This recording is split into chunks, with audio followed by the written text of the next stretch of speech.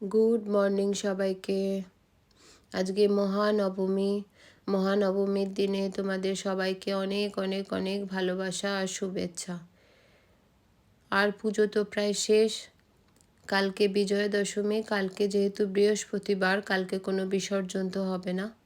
তারপরেই পুজোটা শেষ হয়ে যাবে। একাদশীর দিন থেকে সব বিসর্জন শুরু হয়ে যাবে, যে যার নিজের কাজে লেগে যাবে তারপর থেকে।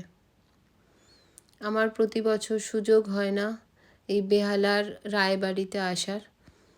বছরে দুবারই এই বাড়ি খোলা থাকে সাধারণ লোকের জন্য, মায়ের মুখ দর্শনের জন্যে। মায়ের মুখটা দেখো, অপূর্ব হয়েছে, অপূর্ব। শুধু ঠাকুর দালান অবধি সবাইয়ের প্রবেশ আছে। আমি ছোটোবেলাকার কথা মনে পড়ে গেল গো। এখানে এসে দাদুর হাত ধরে এখানে আসতাম, কুমারী হতাম, কত গিফট পেতাম আমি।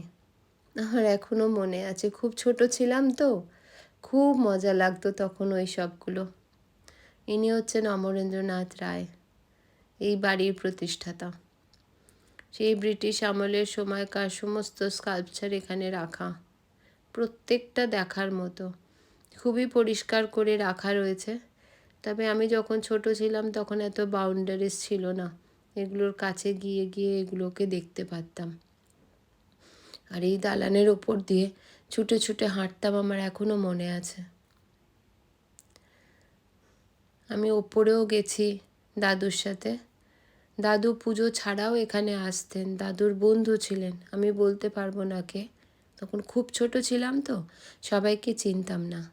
আর আজকে আমাকে কেউ দেখলে হয়তো চিনতে পারবে না।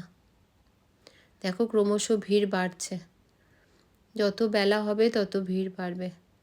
ভীষণ ভালো লাগে এখানে আসতে, এখানকার পরিবেশটা দেখতে, গাছপালা, ভীষণ ঠান্ডা, ভীষণ ভালো লাগে। চলো আজকের মতো এটুকুনি, আবার দেখা হবে তোমাদের সাথে পরের ভিডিওতে। সবাই ভালো থেকো, টাটা।